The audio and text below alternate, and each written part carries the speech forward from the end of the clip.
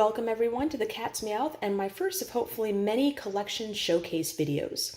I did a master set video many years ago, but it's quite outdated, and that video didn't include things like my Japanese, promos, or jumbo cards, and so I hope in this series to be able to show everything in my collection. And what better way to start it off with the set that started it all, the first edition Shadowless base set. Included in this set is probably the most valuable card in my collection, the PSA 8 first edition Charizard. The story behind this card is actually pretty interesting. I bought it off of Troll and Toad as a raw card, but they were out of stock and instead sent me the PSA version. I was kind of a little upset, honestly, at the time. Not necessarily because it wasn't a Gem Mint 10 or anything like that, but because, as you can see, the rest of my cards are stored in, I believe they're, it's like an Ultra Pro sleeve upside down in an Ultra Pro Platinum page. So it has this really tight seal. And because of the PSA card, there's going to be a hole in there, and it made it look like my collection was incomplete. But as the prices have skyrocketed, honestly, over the years, I've been quite pleased that I had the PSA card in my possession. Now, as you can see, there are a few cards that I don't have in sleeves, and that is because the base set, even back when I collected this set, those cards were so hard to find that not everything is near mint. So that is an unfortunate thing, that most of the cards in my collection are in beautiful condition, but unfortunately, just because of things being very expensive even back then, and being just difficult to find, not everything is as perfect condition. I am still recording these videos with my phone. I don't have a tripod or anything for them, so I do apologize for the shakiness, but hopefully you're able to at least see things a little better than you would have been able to with my old camera.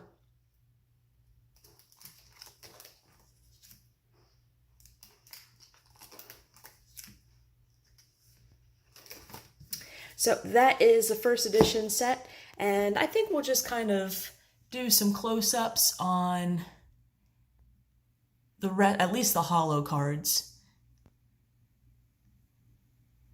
Now, you can't really tell the imperfections through the plastic, but unfortunately, when you do take them out, every now and then you'll see some edge wear or a little nick. The holo itself, like the Pokemon, for the most part are really nice, but unfortunately, like I forget which card it was, had like a little nick right here or something like that, just enough that it probably wouldn't be worth sending them off to get graded.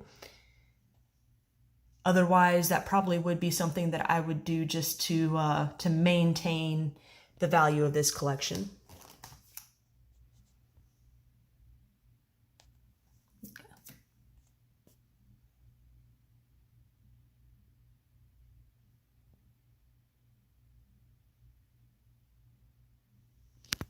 And now I think we'll just take a closer look at the holos. As you can see, it's only a PSA 8, but I've never been able to tell any kind of, like there's no edge wear along the back of this. So I'm wondering if it's more the centering, as far as you can tell the bottom of the border is a little bit bigger than the top of the border, and that's why it got that grade. And you can't really tell through the plastic of the sleeve and binder page, but unfortunately the holos do have some imperfections that wouldn't make them, I think, worth getting graded.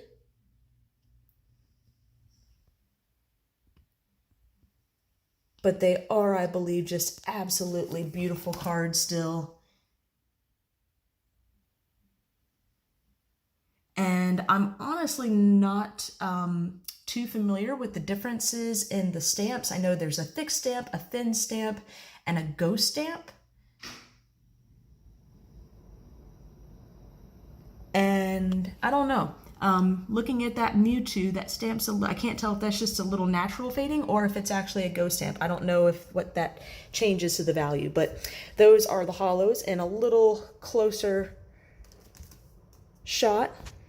And again, I apologize for the shakiness of the video, but this is my first collection showcase with probably one of my favorite sets just on the nostalgia, the first edition Shadowless base set. So after I made the video for the first edition set, I realized it seemed a little silly to make a separate video for the Shadowless and regular base set. So here are those. As you can see, the cards pretty much look exactly the same. They are just missing that first edition stamp. And same thing with the Shadowless set as with the first edition set. Even back when I was collecting this set, it was just super hard to find people that were willing to trade these cards. And at that time, I really wasn't buying any cards. So it was pretty much just trades for how I completed my sets. So a lot of these are not in nearly as near mint condition as a lot of the cards in the rest of my sets. But as you can see, when they're in plastic, you really just can't tell. The damage still isn't that severe. Now, as you can see, the cards that aren't sleeved are the ones that are definitely ones that I do not consider near mint. And so they're, I guess at the time, they were cards I felt that just weren't deserving of a sleeve. And it kind of helped me keep track of things that I might want to try and one day replace. But at this point, with the prices what they are, I honestly don't think I'll ever be replacing them. So unfortunately, those are going to be damaged forever, but at least the rest of these cards are absolutely beautiful. Some of them, especially the commons and uncommons, a lot of them I would consider mint, but most of them are certainly near mint. And even the hollows, like I think the Clefairy is pretty much mint, and the others are well, I don't know, even the Clefairy, it's so hard to tell with these older ones. Like even a little bit of edge wear can drop it into that near mint category, but I would say it's a high near mint, whereas the other ones are just kind of more mid near mint. And of course I had to collect the energy too, can't leave anything out.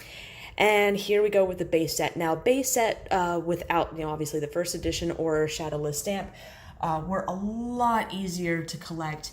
And if you remember from my 2,575 pack opening, my once in a lifetime opening that I will certainly never get to do again, I was able to open up a booster boxes worth of the original base set. And so all of these cards, well, most of these cards are from that opening, and so they are pack fresh. That doesn't necessarily mean that they're gem mint, unfortunately, but certainly are near mint. And without going back and actually watching that video, I don't remember off the top of my head which of these cards I pulled straight from the packs versus cards that I ended up trading for. So the cards that I end up trading for may not be as nice near mint copies, but they're certainly good enough for my collection.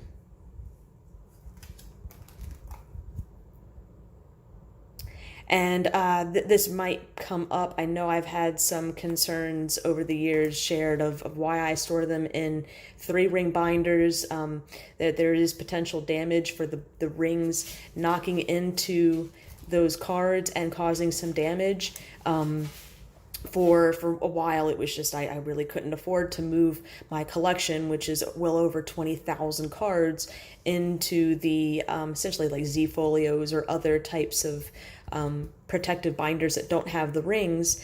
But what I found, honestly, over the years is that when you use the combination of this sleeve with the Ultra Pro Platinum pages, I have not had any ring damage issues. The pages themselves are like twice as thick compared to some of the other 9-page binder pages that I've encountered over the years. And I have yet to find a card in my collection that has any of this ring damage. And then every now and then you see things where I somehow, probably when transferring over some binders and things, I did swap out some binders a few years ago where some of the spines were looking a little rough. I forgot to put them in there at all. So you certainly can't have any ring damage when they're not even connected to the rings. I'll fix that when the video's over. But yeah, so now this video is essentially all three versions of the base set. Now I never did collect there was a fourth version essentially. It was like a fourth print run, or not a fourth print run, but another print run that had a different copyright date, and they consider that to be a fourth way to collect the set. That was just something I was never really interested in, but I was at least interested enough to get first edition Shadowless, and the regular base. So this is probably one of, like the Charizard is probably my most valuable card in my collection. This block of sets, well, I don't know if it may be more, I haven't really done the math, if these would be more valuable than some of the Expedition series, Aquapolis, Sky Ridge, those cards that had the crystals in them, they're very valuable too. So a lot of it just depends on condition. If you have PSA 10 hollows throughout base set, it might be a bit higher, but honestly, even the hollows in Sky Ridge and Aquapolis, some of those easily go for a few hundred a piece now. So it's quite impressive what the value of things are now. And thank you everyone for watching my first of, like I said, hopefully many set showcase videos. I hope to keep up and show everything in my collection. Some of my things I will be parting with. Some of them most likely before the videos are ever made. The cards will likely be gone. So this is kind of a good way to track what I've had over the years and be a way for me to just go down memory lane a little bit too. So I hope everyone enjoyed, and thanks for watching The Cat's Meow.